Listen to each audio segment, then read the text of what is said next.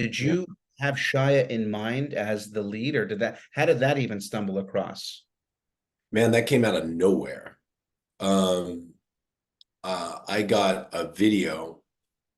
I know, it's interesting. You have all these conversations, and I definitely, as a producer, have these conversations now. Um, we're producing same producer that I did Man Down with, Patrick Hibler. We just I have a small producing role. It's like a co-EP role, but Patrick Hibler, Patrick Muldoon, myself are producing this movie Riff Raff with Dustin Hoffman, Ed Harris, Jennifer Coolidge, and Pete Davidson right now. And Dido Montiel, who directed Man Down, is directing that. That's coming out right. Yeah, that's going on right now. Shooting in New Jersey. That's an awesome cast. Yeah, it's really great, and it's a dark, dark comedy. Like it's so dark, but it's a lot of fun, and it's funny, and it's great. But with Shia, we had circled so many people, man. And you know the game. Like you talk to this person, you talk to that person, and we had talked to Ditto, and Ditto's like, I'm thinking Shia. And then we had some producers that were like, what?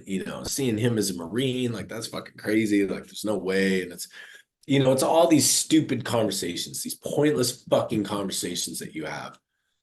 Um, they're only the only conversations that I have like that about casting are with people that actually know someone's ability and whether that's been demonstrated yet or not, right? Like whether or not somebody's played a character like this or not, it doesn't matter. Like they know their ability. And usually producers are just like, I've never seen him play a Marine. Yeah, that's why we're fucking casting him as a Marine. Like, that's exactly right. But he's a hell of an actor and he can do this thing. And you just have these like frustrating conversations. Anyway, so Ditto had circled Shia and he read the script. I knew he loved the script and was on it. And then the next thing I knew, I got this video in my inbox of Shia doing a table read of the script, and it was him, Charlie Shotwell, who plays his son, who's also a phenomenal actor, and Kate Mara. And I lost my shit. I the second that I heard his name, I was like, that's the guy. Like that's the guy 100%. And there were some talks about, people going, you know, hey, he's like risky or this or that or whatever. And I'm just like, nah, man, like that's the guy.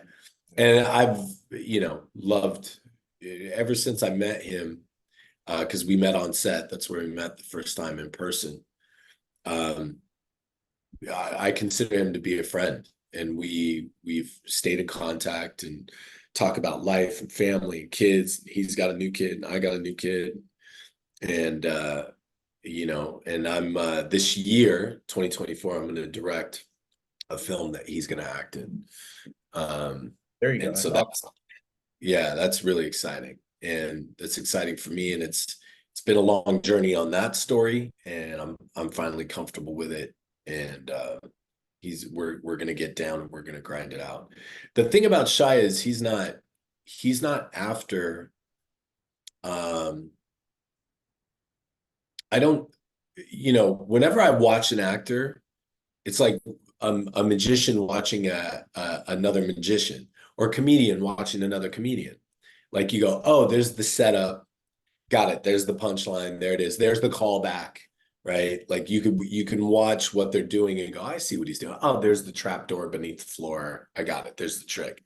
But then there's other actors where you like when I watch guys like I don't know, anybody in the Avengers. I'm sorry, that's kind of a dick move. But I watch any of those guys working and I watch what they're doing. Like they're cognizant of where the camera is. They hit their light like perfect. They know how to like play those moments and fill up the emotion and let the one tear fall down the cheek, all that stuff. And those are tricks, those are magic tricks, and they're really well executed. But then you got a guy like Joaquin Phoenix, or you got a guy like Shia LaBeouf, or you got a guy like Ben Foster, or you got a guy like Daniel Day-Lewis. And you watch these guys work And I'm not saying those actors don't, given certain roles, right? But consistently, you know, Shia has been going after stuff where he's just going after the truth. Like, what's the truth of this moment? Like, what is this? And it starts, you know, he says all the time, he goes, my process starts just by knowing what my character eats for breakfast. That's where it starts. What does he eat for breakfast? You know, is he grabbing a coffee in the morning? Is he having no breakfast? Is he making the same breakfast every day? Is he going out for breakfast? Is he making it himself? You know, these are all things that inform the character and tell you what type of person that character is. And it's like the beginning point, you know. But he's Yeah. always after the truth. Shia definitely embodies the soul of the characters that he takes on, and I know you Sure. mentioned that initially um, with Man Down that there was initial hesitance that Shia hasn't played this type of role before. I know Man Down came out in 2015. Was it, what was the movie? Was it Fury that came out in Yeah. 2015? But had Man Down already not started filming, or did that already come out? Like, was that shown before? I know it was just a year apart, but was that in No, it just wasn't shown. Fury came out just as we were wrapping up. okay, okay. Yeah. Yeah. Because that would have also maybe been a comparison.